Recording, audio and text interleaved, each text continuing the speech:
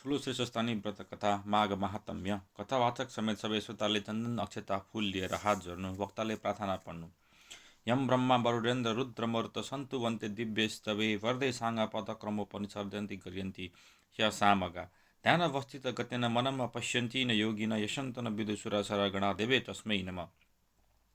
श्रीमच्च चन्देन चर्चितो जललपु शुक्लाम्बर मल्लिका मललम कृता कुण्डला प्रवीण सलमुक्तवाली शोभिता सर्वज्ञान निदान पुस्तकधरा रुद्राक्ष मालाधारा भागदेवी वन्दना मुब्जे वसतु मै त्रैलोक्य माता चिरिम मकुम करोति वचलम पंगुम लगम ते गिरिम यत्कृपात्तहं वन्दे परमानन्दम धमं नमो भगवते तस्मै व्यासाय तेजसे यस्य प्रसादक्षयामि नारायण कथामिमां नारायणं नमस्कृतं नरचैव नरोत्तम देवी सरस्वतीम व्यासम ततो जय मुदिरयत। यो प्रार्थना सकेर पुष्पाञ्जली चढाई नमस्कार गर्नु अनि वाचकले कथा भन्न थाल्नु, श्रोताले एकचित्त भएर सुन्नु।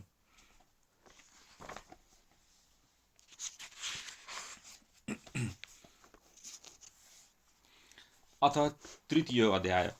कुमारजी आज्ञा गर्नुहुन्छ, हे अगस्त्य मुनि, 14 मनु र 14 इन्द्र अनि संसारका सञ्चालक सप्त ऋषिहरू पनि 14कै क्रमले वर्णन गरिसके। अब म स्वर्गको आदिकालमा सृष्टि गर्ने चतुर्मुखी ब्रह्माको विचार वर्णन गर्दछु। तिमी एकचित्त भएर सुन। कुनै पनि मानिसले पहिले केही काम आरम्भ गर्दा अनुभव वा ज्ञानको कमी हुनु अनिवार्य हुनाले नै ब्रह्माजीको पनि अनेक कल्पहरूमा सृष्टि गर्दा बुद्धिमा न्यूनता भएकोले तमोमय सृष्टि नै हुन भयो। त्यसमा 5 थरीको सृष्टि उत्पन्न भयो। त्यसैलाई पञ्चपर्व वा अविद्या सृष्टि पनि भन्दछन्। त्यसमा पहिलेको नाम तम अर्थात् अज्ञान हो, त्यो पनि 8 प्रकारको हुन्छ। अर्को नाम महामोह या विषय शक्ति हो, त्यो 10 थरीको हुन्छ। चौथो नाम तामिस्त्र अर्थात् कुनै कुराको पनि अनुचित आग्रह भन्दछन्, जस्तै भोग्य वस्तु र तिनका यत्न अथवा उपायहरूको घातोपघात कतितिरबाट पनि हुन नपाओस् भनी डर मानेर सतर्क रहँदै यस्तै भोग सदा सर्वदा प्राप्त भइरहोस् भन्ने आग्रह नै अन्ध तामिस्त्र कहिन्छ। यो पनि 18 थरीको हुन्छ। यसरी यी 5 थरीका अविद्याहरूको अवान्तर भेद जम्मा 62 प्रकारको कहिएको छ। यस प्रकार 5 थरीका अविद्याहरूको निर्माण गरेपछि ब्रह्माजी फेरि ध्यानमग्न हुनुभयो। यस ध्यानको प्रतिफल 5 थरीका सर्ग नै हुन गयो। यसको फलस्वरूप ज्ञानहीन बाहिर भित्र कुनै पनि उज्यालो प्रकाश नभएको, परस्पर कुनै परिचय पनि नभएको स्थावर वृक्ष लता गुल्म तृण आदिको सृष्टि भयो। यही स्थावर सृष्टिलाई नै प्रधान वा मुख्य सृष्टि मानिन्छ, किनकि वराह भगवानले जलमा डुबेकी पृथ्वीलाई उद्धार गरेको मौकामा ब्रह्माजीले सृष्टि आरम्भ गर्दा प्रथम यिनै स्थावर वस्तुहरूको सृष्टि आरम्भ गर्नुभएको थियो। यसै कारण यही सृष्टिलाई प्रधान सृष्टिको दर्जामा राखिएको हो। त्यसपछि निकै एकाग्र चित्तले विचार गर्दा पनि ब्रह्माजीको चित्त बुझेन, किनकि यस्ता सर्गहरूद्वारा कुनै पनि पुरुषार्थ साधन सम्भव हुन सक्दैन थियो। त्यसै कारण फेरि ब्रह्माजी सृष्टिको चिन्तनमा गाडिनु भयो। यसपल्टको चिन्तनबाट तिर्यक स्रोतको सृष्टि भयो। तेर्सो चालले हिँड्ने हुनाले नै तिर्यक स्रोता कहिएका हुन्। खानपानका वस्तु पनि तेर्सो मार्गले नै बाहिर निकाल्ने जातका हुनाले तिर्यक जाति कहिए। यी सबै पशु जातिका हुन्। यी सबै अज्ञानी तमोमय अज्ञानलाई ज्ञान मान्ने उन्मार्गगामी स्वभावका हुन्छन्। ती अभिमानी अहङ्कारी 28 थरीका बदले युक्त र आन्तरिक सुख दुःख अनुभव गर्ने, परस्परको प्रकृति चाहिँ जान्न नसक्ने बानी भएका हुन्छन्। यो तेस्रो सर्गबाट पनि चतुर्विध पुरुषार्थको कार्य सम्पन्न पार्न कठिन देखिएको हुनाले फेरि सृष्टिका लागि ब्रह्माजी ध्यानमा डुब्नुभयो। ब्रह्माजीको त्यस ध्यानबाट उद्धर्व श्रोता देवगण उत्पन्न भए। ती धेरैजसो सात्विक प्रकृतिका थिए, अत सुखमा बढी लोभ गर्ने खालका थिए। उद्धर्व स्रोत हुनाले नाम अनुसार उद्धर्व लोक स्वर्गमा नै रहन वा बस्न मन पराउँदथे र सन्तुष्ट एवं प्रसन्न पनि थिए। यसलाई देवस्वर्ग भन्दछन्। त्यो देवस्वर्ग देखेर ब्रह्माजीको चित्त प्रसन्न भयो। त्यति भइसक्दा पनि ब्रह्माजीको सृष्टि विषयका इच्छा शान्त हुन सकेन, किनकि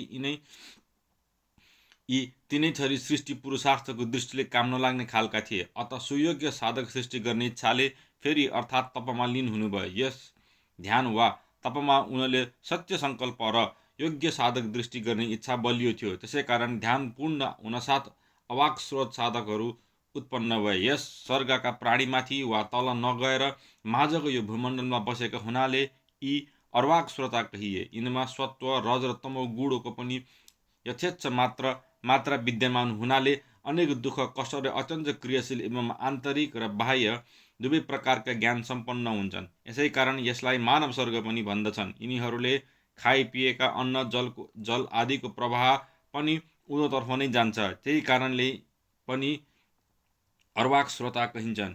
माथि उल्लेखित स्वर्गहरूमध्ये पहिलो स्वर्ग महत्त्वको मानिन्छ, त्यो ब्रह्माबाट नै निर्मित भएको हो। दोस्रो स्वर्ग चाहिँ तन्मात्रा कहिन्छ, यसलाई भूत स्वर्ग पनि भन्दछन्। तृतीय स्वर्ग वैकारिक हो, यसलाई ऐन्द्रिक वा इन्द्रिय सम्बन्धी पनि मान्दछन्। यी माथि कहिएका 3 प्रकारका सृष्टिलाई नै प्राकृतिक सृष्टि भन्दछन्। यो प्राकृतिक सृष्टि ब्रह्माजीको बुद्धियुक्त सृष्टि हो। चौथो चाहिँ मुख्य स्वर्ग हो, यसैमा स्थावर सृष्टि भयो। तिर्याग श्रोता अर्थात् पशुको सृष्टिलाई नै तिर्याग योग भन्दछन्। यो 5औं स्वर्ग हो, यसमा संसारका सम्पूर्ण कीट पतङ्गको प्रवेश मानिन्छ। उधर्व स्रोतको स्वर्गलाई देव स्वर्ग भन्दछन्। यो चाहिँ 6औं स्वर्ग हो। अर्वाक श्रोता स्वर्ग 7औं हो, यसै स्वर्गमा मनुष्यहरूको जन्म हुन्छ। 8औं अनुग्रह स्वर्ग कहिन्छ, त्यो पनि तमास र सात्विक 2 प्रकारको हुन्छ। चौथो मुख्य स्वर्गबाट अनुग्रह स्वर्गसम्मका स्वर्गलाई वैकृत स्वर्ग मानिन्छ। त्यस वैकृत स्वर्गको पनि 5 भेद छन्। अनि 9औं स्वर्गको नाम कौमार स्वर्ग हो। त्यो कौमार स्वर्ग पनि 2 थरीको अर्थात् प्राकृतिक र वैकृतिक दुवै प्रकारको मानिन्छ। सम्पूर्ण जगत सृष्टि गर्ने ब्रह्माजीको सृष्टि जम्मा 9 प्रकारका छन्। यिनै प्राकृतिक र वैकृत स्वर्ग नै सम्पूर्ण विश्वका प्रधान कारण मानिन्छन्। यस संसारमा जति जीवात्माहरू छन् ती सबैमा प्रकृति अनुसार शुभ अशुभ कर्मको वासना निश्चय नै रहन्छ। संसारी जीवले वासनाबाट मुक्ति पाउन कदापि सकेको हुँदैन। अत पहिले कहिएका कल्पको अन्त्यमा वासनायुक्त नै प्राणीहरू लिनुभएका हुनाले ब्रह्माजीले सृष्टि गर्दा तिनका ती सबै शुभाशुभ कर्मको विचार गरेर मात्र सृष्टि गर्नुपर्दछ। अत पहिलेको कल्पना स्थावरबाट देवतासम्म केवल 4 थरीका प्रजाहरू थिए। त्यसैले यस कल्पमा सृष्टि आरम्भ गर्दा तिनीहरूको मानव सृष्टि गर्न ब्रह्माजीलाई अत्यावश्यक पर्न गयो। यस प्रकार मानव सृष्टि गरिसकेपछि देवता, असुर, पितृ र मानिस एवं जल समेत सृष्टि गर्ने इच्छा गरेर पहिले स्वयं युक्तात्मा हुनुभयो। यसरी आत्मयोग गर्दा ब्रह्माजीको तमको मात्रा बढ्न लाग्यो। तमको मात्रामा वृद्धि भएकोले नै तिग्राबाट असुरहरू उत्पन्न भए। त्यो देखेर ब्रह्माजीले आफ्नो त्यो तामस देह त्यागिदिनु भयो। ब्रह्माजीले त्यागेको त्यही तमास देह अन्धकारयुक्त रातको रूपमा परिणत भयो। फेरि सृष्टि गर्ने इच्छाले ब्रह्माजीले अर्को नवीन देह धारण गर्नुभयो। त्यो देह धारण गर्नसाथ ब्रह्माजीको चित्त निकै हर्षित भयो। प्रसन्न चित्त भएका ब्रह्माजीको मुखबाट सद्गुणी देवताहरूको उत्पत्ति भयो। ब्रह्माजीले त्यसपछि त्यो सात्विक देह पनि त्यागिदिनु भयो। त्यही ब्रह्माजीद्वारा त्यागिएको सात्विक देह नै दिनको रूपमा परिणत हुन गयो। यसै कारणले रात्रिमा असुरहरू बलवान हुन्छन् र दिनमा देवताहरू शक्तिशाली हुन्छन्। त्यसपछि ब्रह्माजीले फेरि आंशिक रूपमा सात्विक देह धारण गर्नुभयो अनि आफूलाई पितृत्व ठानेर त्यस देहबाट सृष्टि गरिसकेर फेरि ब्रह्माजीले त्यो स्वरूप पनि त्यागिदिनु भयो। त्यही स्वरूप रात र दिनको माझको सन्ध्या हुन गयो। त्यसपछि पुनः ब्रह्माजीले रजोगुणी रूप धारण गर्नुभयो। ब्रह्माजीको त्यही रजोगुणी सृष्टिद्वारा मनुष्यहरू उत्पन्न भए। त्यसपछि ब्रह्माजीले त्यो देह पनि त्यागिदिनु भयो। त्यो देह नै ज्योत्सना हुन गयो। त्यसैलाई दिन र रातको माझको सन्ध्या अर्थात् प्रातः सन्ध्या भन्दछन्। त्यसै कारण प्रातःकालमा मानिस टाठा हुन्छन् तथा साँझतिर पितृहरू टाठा हुन्छन्। दिन, सायं र रात ज्योत्सना यी ब्रह्माजीका सत्व रज तमगुणयुक्त देहबाट उत्पन्न भएका हुन्, अर्थात् यी ब्रह्माजीका त्रिगुणमय शरीर कहिन्छन्। त्यसपछि फेरि ब्रह्माजीले ध्यान रूपी तपद्वारा रजोमय देह धारण गर्नुभयो। यस देहबाट क्षुधा भोक उत्पन्न भयो। त्यस क्षुधाबाट काम उत्पन्न भयो अनि अन्धकारमै बसेर ब्रह्माजीले भोक प्यासले व्याकुल भएको सृष्टि रचना गर्नुभयो। त्यहाँबाट जुङ्गाधारी भएका विरूप प्राणीहरू उत्पन्न भए अनि यी सबै प्राणीहरू भोक प्यासले व्याकुल भएर स्वयं ब्रह्माजीलाई नै खान तम्सिए। तीमध्ये कोही भन्न लागे यिनको रक्षा गर्नुपर्दछ, यिनीलाई खानु हुँदैन, नखाउँ। अनि अन्य कसैले भने खानै पर्दछ, यिनलाई नखाई छाड्न हुँदैन। जतिले रक्षा गर्नुपर्दछ खानु हुँदैन भन्ने ती राक्षस भए। हाम्रो भक्ष्य यही हो, खानै पर्दछ भन्नेहरू चाहिँ यक्ष भए। तिनीहरूको यस्तो विचित्र चाला देखेर ब्रह्माजीको शिखबाट रौँ खसे। ती खसेका रौँ फेरि कपालमै चढे। सरासर मासतिर उक्लेका जति सर्प र हिन भएर तलतिर खसेका जति अही भए अर्थात् रौँबाट सर्पहरू उत्पन्न भए। त्यति बेला ब्रह्माजी क्रोधित हुनुभएको थियो। त्यसरी क्रोधले व्याकुल भएको मौकामा गरेको सृष्टिबाट रिसा मध्यमास भोजी र उग्र स्वभाव भएका तथा कृष्ण पिङ्गल वर्णका प्राणीहरू उत्पन्न भए। ब्रह्माजीले गान विद्याको अभ्यास गर्ने मौकामा उत्पन्न भएका प्राणीहरू गन्धर्वगण कहिए, किनकि ती प्राणीहरू अनेक वाणी उच्चारण गर्दै उत्पन्न भएका थिए। यति सृष्टि गरिसकेपछि ब्रह्माजीको मनमा पूर्वकल्पका पक्षीहरूको वासनाले थिच्न थाल्यो। त्यसै अनुसार आफ्नो आयुद्वारा उहाँले स्वच्छन्द आकाशमा विचरण गर्ने पक्षीहरूको रचना गर्नुभयो। ब्रह्माजीको छातीबाट भेडा, मुखबाट बाख्रा बाख्री र पेट तथा कोखबाट गाई गोरु सृष्टि गर्नुभयो। पाउबाट हात्ती, घोडा, मृग, गवय, ऊँट, खच्चर र गधा इत्यादि अनेक थरीका पशुहरू उत्पन्न भए। ब्रह्माजीको रौँबाट फल, मूल, औषधिहरू उत्पन्न भए। उपरोक्त सबै उत्पत्ति सृष्टिको आदिमा भएको हो। अनि त्रेतायुगको प्रारम्भमा यिनीहरूलाई यज्ञमा सामेल गराए। त्यसपछि गाई, बाख्रा, घोडा, गधा, खच्चर इत्यादि गाउँमा पालिने पशुहरू उत्पन्न भए। बाघ, बनेल, स्याल, बानर, हात्ती र चराचुरुङ्गी आदि अनेक जङ्गली पशुहरू उत्पन्न भए। त्यसपछि जलचर, माछाहरू र स्थलचर सर्पहरू पनि रचना गरिए। अनि वाजपेय, अग्निष्टोम आदि यज्ञ, छन्दोस्तोम, सामवेदहरू प्रकाशित गरिए। ब्रह्माजीका त्यही शरीरबाट उच्च नीच प्राणीहरू, देव, यक्ष, मानव, अप्सरा, गन्धर्व, किन्नर, राक्षस, पिशाच, भूत, पशु, पक्षी, उरग यी सम्पूर्ण ब्रह्माजीका सङ्कल्पको आधारमा तथा बितेका कल्पको वासना अनुसार उत्पन्न भए। स्वभाव पनि अघिको वासना अनुसार नै रहन गयो। तिनीहरूको नाउँ, काम, रूप आदि सारा प्रपञ्च ब्रह्माजीले वेदकै आधारमा गर्नुभएको हो। जसरी समस्त ऋतुहरूको हुँदै रहन्छ र फेरि केही समय उनै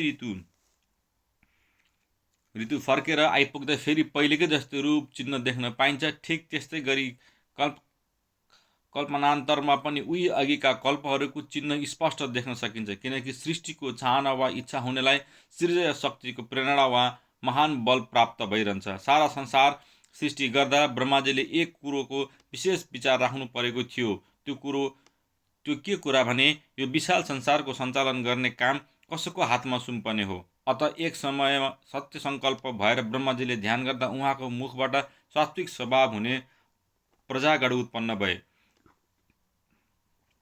छातीबाट राक्षस स्वभाव भएका प्रजा र तिग्राबाट तामस र राजस दुवै स्वभावका अनि चरणबाट तामस प्रकृति भएका प्रजा उत्पन्न भए। यिनीहरूलाई नै क्रमशः ब्राह्मण, क्षत्रिय, वैश्य र शूद्र भन्ने छेडी छुट्याइदिनु भयो। त्यसै अनुसार चारै वर्णको व्यवस्था पनि विभाजित गरियो। त्यस चातुर्वर्ण व्यवस्थाको प्रयोजन के थियो भने यज्ञसिद्धि यज्ञको प्रयोजन तथा देवतासित उत्तम सम्बन्ध बनाइराख्नु, देवता सम्बन्धको प्रयोजन र वृष्टिको आवश्यकता, अन्न निष्पत्ति, अन्नको आवश्यकता, प्राणीको पालन। अत यो संसारका विविध प्राणीहरूको रक्षा पालन होस् भनेर चारै वर्णमा यज्ञको अनुष्ठान आरम्भ गरेर संसारको व्यवस्था मिलाइदिनु भयो। यस विश्वको कल्याणका निमित्त मनुष्यबाट अनेक यज्ञहरू सम्पादित हुन थाले। हुन पनि सुयोग्य याज्ञिकहरूको सम्पूर्ण लोक अवस्था राम्रो सपारेर छोडे। उस लोकमा पनि स्वर्ग वा अपवर्ग जे इच्छा गर्दथे त्यो पाउँदथे। तिनीहरूमा रसोल्लास आदि अष्टसिद्धि इच्छित मात्रामा रहन्थे।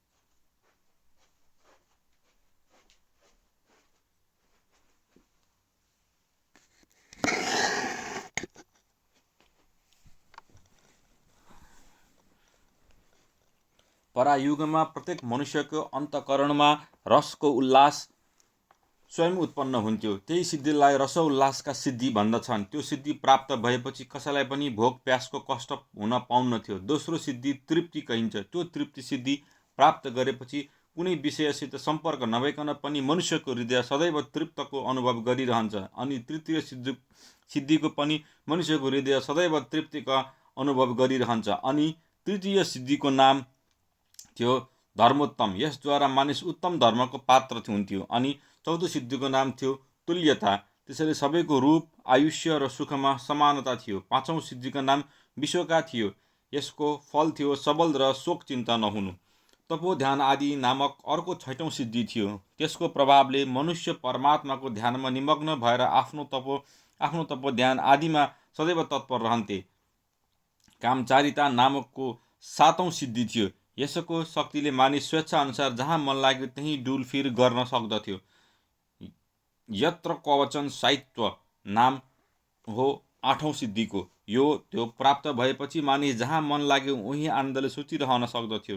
यी यथेच्छ रहन्थे, कुनै पनि पीर कष्ट थिएन। मुख्य कुरा मन पवित्र थियो, राम्रा काम गर्दथे, त्यसैले स्वच्छ रहन्थे। फेरि शुद्ध र पवित्र मनमा नारायणको निवास रहन्छ भन्ने उक्ति अनुसार साक्षात् भगवानको दर्शन पाउँथे।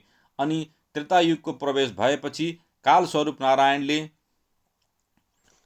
थोरै सुख हुने, तुच्छ र डरलाग्दो दुष्कर्म वा पापको बीज अलिकति प्रजामा छरिदिए। त्यसैको दुष्प्रभावले प्रजामा सतयुगको जस्तो हर्षोल्लास आदि सिद्ध हुन छोडिदियो। बिस्तार बिस्तार पापको अंश बढ्दै गयो। अलिअलि भएका सिद्धिहरू पनि समाप्त हुँदै गए अनि प्रजागण शीत तपादि दुःख कष्टले पीडित हुन लागे। त्यसै कारण ती कष्टबाट जोगिनलाई प्राकृत तथा कृत्रिम दुर्गहरू तयार गर्न लागे। नगर, सहर र खर्बट, पर्वतको फेद वा नदीको तटमा बसोबास गरेका ससाना ग्रामहरू पनि तयार हुन थाले। अनेक थरीका दरबार, महल, प्रसाद, घरहरू बनाएर शीत, आतप, बाधा शान्त पार्ने प्रयत्न पनि गर्न लागे। आवश्यकता अनुसार कला, कौशल, कृषि आदिको पनि विकास भएर गयो।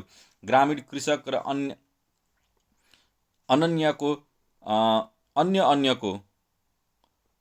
अन्नको प्रयोग सहित विभाग बन्यो। उनीहरूको उत्पादनको प्रधान साधन यज्ञ नै निश्चित गरिएकोले यज्ञमा अन्नको उपयोग राम्रो मानिन लाग्यो। अन्नको बढी उत्पादनका निमित्त हुन गएका हिंसायुक्त पातक न्यारणका लागि पञ्चमहायज्ञ हुन लागे। यज्ञ प्रेमीहरूको श्रेणी उच्च मानिन लाग्यो। यज्ञ विरोधीहरू लोक संस्थाका लागि घातक सिद्ध हुन लागे। प्रजाहरूको चालामाला राम्रै हुनाले प्रजापतिले स्थान र योग्य गुण अनुसार नै सारा वर्णश्रमको मर्यादा स्थापित गरिदिनुभयो। उत्तम प्रकारले धर्मको पालन गर्ने सज्जनहरूको लागि वर्णाश्रमको व्यवस्था अनुसार नै निवास स्थानको प्रबन्ध हुन गयो। जस्तै सुकर्म गर्ने ब्राह्मणका लागि प्रजापत्य स्थान, जसलाई प्रजापत्य स्वर्ग भनेर मानियो, त्यही स्थान दिइने नियम बन्यो। यस्तै स्वधर्ममा अडिने क्षत्रिय सङ्ग्राममा वीरगति पाउनेका निम्ति इन्द्रस्थान अर्थात् माहेन्द्र स्वर्ग दिइने व्यवस्था भयो। फेरि स्वधर्म पालक वैश्यहरूका लागि मारुत स्थान अर्थात् वायुलोकको व्यवस्था भयो। त्यस्तै आफ्नो धर्ममा रहने शूद्रलाई गन्धर्व लोकको व्यवस्था गरियो। ब्रह्मचार्य पालन गरेर जीवन बिताउने पुण्यात्मा जनलाई उद्धर्वरेता मुनिगणको स्थान, स्वधर्ममा रहने गृहस्थलाई प्राजापत्य स्थान, वानप्रस्थीलाई सप्तऋषिहरूको स्थान र त्यागी योगीहरूका लागि आत्मसन्तुष्टिको हुने अमृत पद अर्थात् ब्रह्मयज्ञहरूले पाउने स्थानको व्यवस्था गरियो। स्वधर्म त्याग्ने, वेदको निन्दा गर्ने, यज्ञ विध्वंस पार्ने पामरहरूलाई तामिस्त्र, अन्धतामिस्त्र, रौरव, असिपत्रवन, कालसूत्र, सङ्घात आदि अनेक यातनाहरू दिइने स्थान पनि तयार गरियो। इति श्री स्कन्द पुराणे केदारखण्डे माघ महात्म्ये कुमार अगस्त्य सम्बन्धे श्रीसुस्तानि परमेश्वराय व्रतकथायां सर्गस्थिति वर्णनम नाम तृतीयो अध्याय।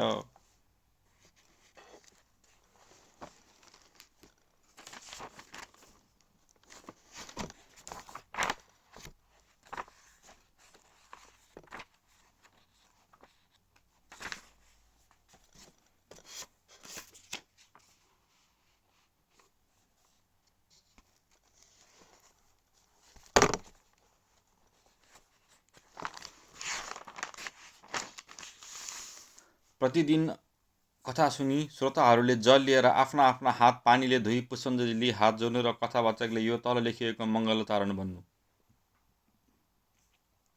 उपनयतो मङ्गलव सकल जन मङ्गललाय श्रीमान दिनकर किरण निबोधित नव नलिन दल निवेक्षण कृष्ण काले वर्षन्तु पर्जन्य पृथ्वी शास्यलिनी द्वेषोभ्यम क्षोभ रहितो ब्रह्माण्ड सन्तु निर्भया अपुत्र पुत्रिण सन्तु पौत्रिण निर्धन साधन सन्तु जीवन्तु शारदां सतम तत्रैव गंगा यमुना तत्र गोदावरी सिन्धु सरस्वती च सर्वाणि तीर्थानि वसन्ति तत्र यत्र चोदार कथा प्रसंग या कुन्दन्त दुसहार धावला या शुभ्र वस्त्रवृत या वीणावर दण्ड मण्डित कराय या श्वेत पद्मासना या ब्रह्मच्युत शङ्कर प्रवृद्ध वीरदेवै सादा वन्दिता सामापातं सरस्वती भगवती निशेष जड्यापहा कायेन वाचा मनुषेन्द्रियैव बुद्ध्यात्मनो मनुस्मृति स्वभावत करोमि यदत्म सकलं परस्मै नारायणति समर्पयते तत। नित्य कथा सुनिसकेपछि सुन्ने श्रोता र वाचकले पनि पुष्पाञ्जली चढाई दण्डवत प्रणाम गर्नु र आफ्ना आफ्ना मनले चिताएको वर माग्नु। श्री स्वस्तानी परमेश्वराय नमः।